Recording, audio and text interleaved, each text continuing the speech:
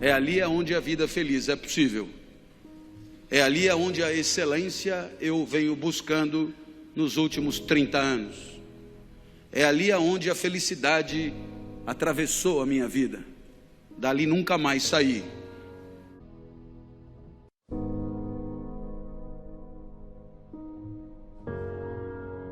O que será que a vida tem que ter para valer a pena? E o primeiro grande pensador será Aristóteles. 350 antes de Cristo. Aristóteles garante que o filé mignon da vida, o que definitivamente tem que acontecer, aquilo que você tem que buscar do nascimento à cova, é a excelência de si mesmo. E a excelência de si mesmo é o pleno desabrochar da própria natureza. É ir o mais longe possível, dados os recursos naturais que são os teus. E assim, você imagina que um pequeno desenhista buscará a excelência no desenho. O pequeno cantor buscará a excelência no canto. E assim Neymar buscou a excelência jogando futebol. César Cielo buscou a excelência nadando. Haverá quem tenha talento para cálculos matemáticos, haverá quem tenha talento para a venda, haverá quem tenha talento para o convencimento, outros têm talento para a explicação, tornar ideias complexas, discursos simples. Haverá tantos talentos e habilidades, e você viverá bem. Você será feliz. O filé mignon da vida é ser o mais perfeito possível de si mesmo, buscar a excelência da sua própria especificidade, e aí a vida terá tido sucesso. É o que acontece com a planta. Você pega uma muda de uma planta, você espeta no solo, se a vida der certo, aquela planta se torna uma grande árvore, ela atinge o máximo de si mesma. Assim cada um de nós também deve buscar a excelência, porque a excelência é condição da felicidade. A felicidade que os gregos denominavam eudaimonia. A felicidade que é o que você sente quando você devolve para o mundo aquele investimento que o mundo te deu em talentos e habilidades. Você devolve em forma de expertise, em forma de competência, em forma de performance brilhante. E aí você é feliz, porque você vai o mais longe possível naquilo que poderia ir. Pode dar errado, né? Pode dar errado porque você pode passar a vida inteira sem saber qual é a tua praia. Pode dar errado porque é muito difícil descobrir talento para música num lugar que não tem instrumentos musicais. É muito difícil descobrir talento para o desenho num lugar que não tem lápis e papel. Você pode passar a vida inteira sem saber exatamente o que a natureza esperava de você. E aí, é claro, você vai viver de qualquer jeito, sem saber exatamente qual é a tua praia, quais são as tuas forças e os teus recursos. Você acaba vivendo aonde tem lugar, você acaba se encostando aonde deixam. E aí a vida tenderá a ser medíocre, menos perfeita, menos excelente, menos espetacular. E aí ela é sem graça. Assim foi a minha até os 13 anos, completamente sem graça. Eu ia para a escola, a aula acabava meio-dia, 15 meio-dia eu já estava com a mochila pronta, doido para cair fora. Cada segundo eu estava doido para cair fora. Mas aí aos 13 anos a vida mudou. O professor de geografia entrou no primeiro dia de aula. Imagine isso em 1978, nos Jesuítas de São Paulo, Colégio São Luís, na Avenida Paulista. O professor de geografia entra e diz: eu não vou dar aula, o curso será todo de seminários dados pelos alunos. Teve um sorteio de temas, para mim caiu o petróleo, assunto sem graça, mas eu já estava acostumado, a vida era sempre assim, sem graça. Fui para casa estudar, na época me chamavam de CDF, hoje me chamariam de nerd. Eu tirava 10 em tudo, mas não vibrava com nada. No meio do semestre chegou a minha vez. Subi num palquinho da classe, olhei para a classe e estava apinhado de gente. Imagina um lugar apinhado de gente. Colegas de outras classes vieram assistir. Os professores deixaram que viessem e vieram junto. Eu tinha fama de doido, isso ajudava a atrair as pessoas. Eu era muito esquisito. Eu sei que pela primeira vez, quando eu olhei todo mundo ali, eu me senti bem. Foi legal estar onde eu estava. Pela primeira vez eu me senti Ulisses em Ítaca. Pela primeira vez eu estava no lugar certo. Aristóteles do lado comemorava.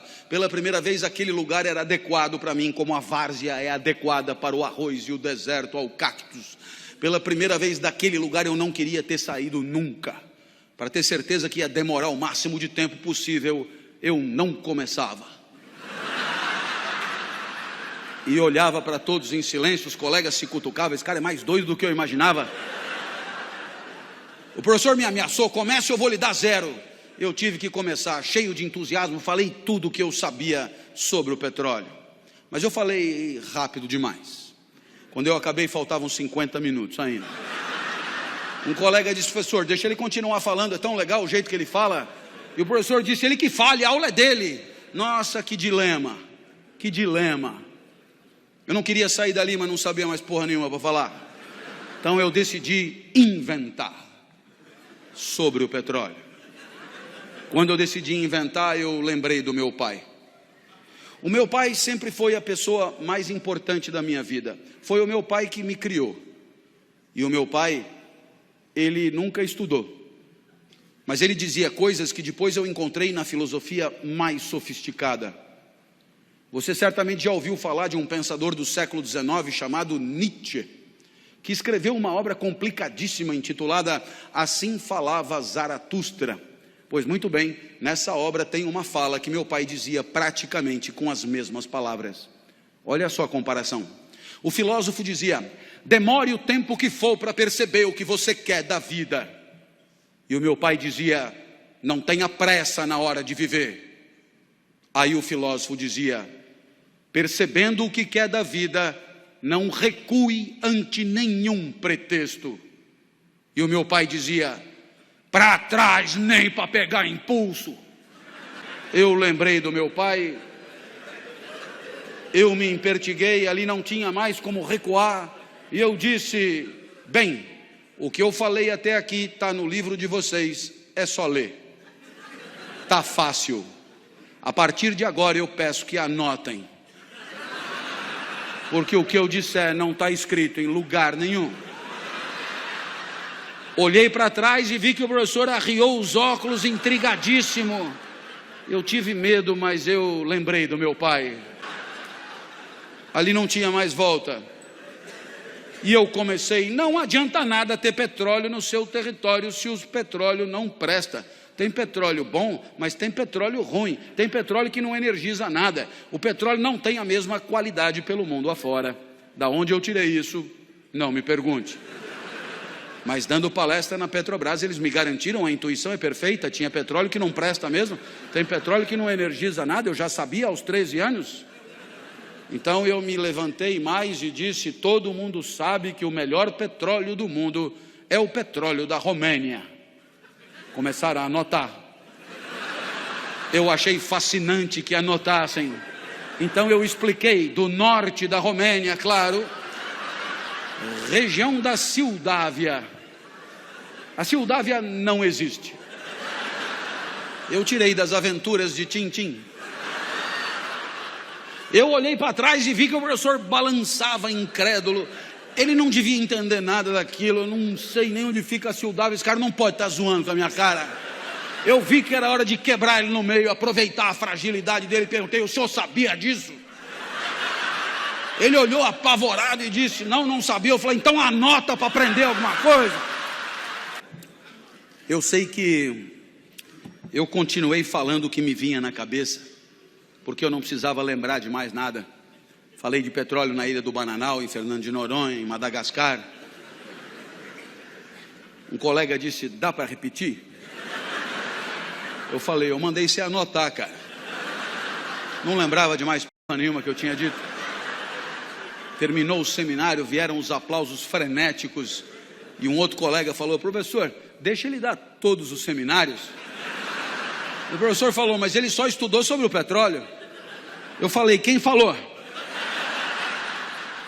Saí dali eufórico, fui encontrar o Fusca branco do meu pai, e o meu pai nunca tinha me visto correr.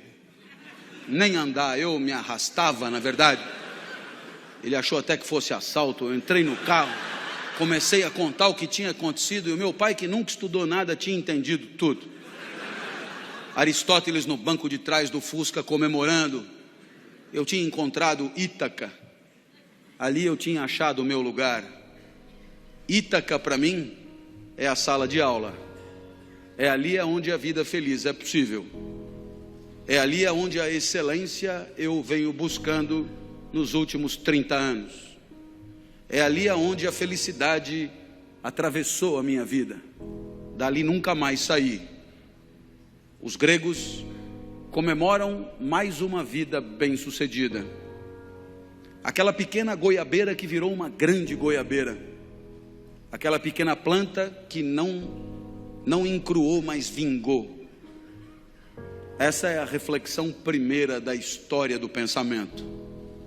A reflexão de que tem um lugar para você, porque você tem uma natureza que é só sua, que você descobrindo qual é a tua praia, a busca da excelência é a própria felicidade. A felicidade é ir o mais longe possível, ser o mais perfeito possível e devolver para o mundo, em forma de performance, aquilo que o mundo te deu, em forma de potencialidade, em forma de talento, em forma de recurso natural.